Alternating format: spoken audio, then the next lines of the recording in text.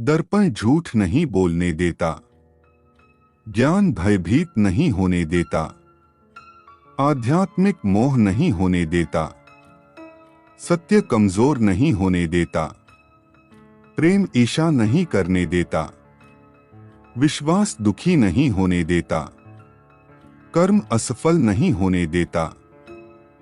अच्छे लोगों के साथ ही क्यों होता है बुरा, जानिए इस बारे में क्या कहते हैं भगवान श्री कृष्ण। आपने अक्सर देखा होगा कि जो भी इंसान दिल का बहुत साफ होता है, जिसने कभी बुरे कर्म नहीं किए, उसके साथ हमेशा बुरा होता है। मगर ऐसा क्यों होता है? अच्छे इंसान को ही क्यों बुरा वक्त झेलना पड़ सकता है? अधिकतर लोगों को इसके पीछे का रहस्य नहीं पता होगा। इसलिए आज हम आपको बताने जा रहे हैं कि ऐसा क्यों होता है। इसका वर्णन भगवत गीता में भगवान कृष्ण ने किया है। भगवत गीता एक ऐसा ग्रंथ है कि उसमें इंसान के मन में उठने वाले हर सवाल का जवाब मिल जाता है।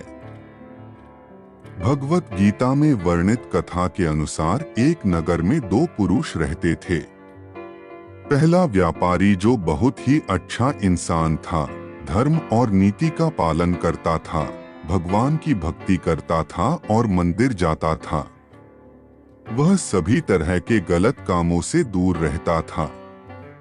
वहीं दूसरा व्यक्ति जो कि दुष्ट प्रवृत्ति का था, वो हमेशा ही अनीति और अधर्म के काम करता था।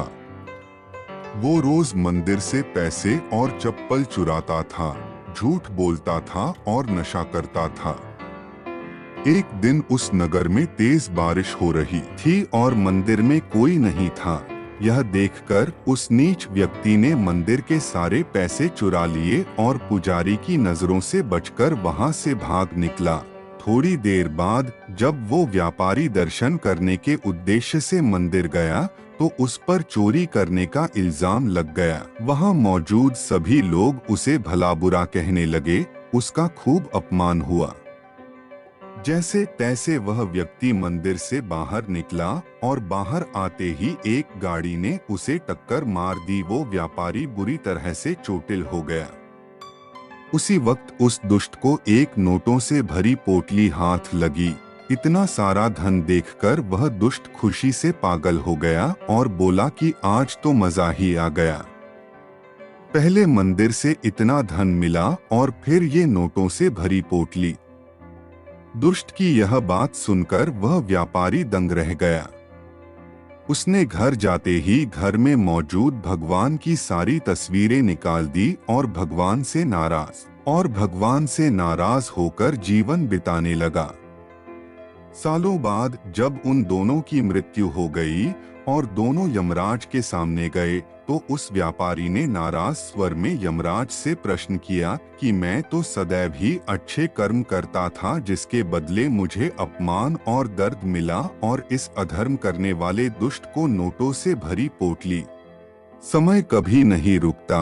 यदि आज बुरा चल रहा है तो कल जरूर अच्छा आएगा। आप केवल निस्वार्थ भाव से कर्म कीजिए और वही आपके हाथ में है।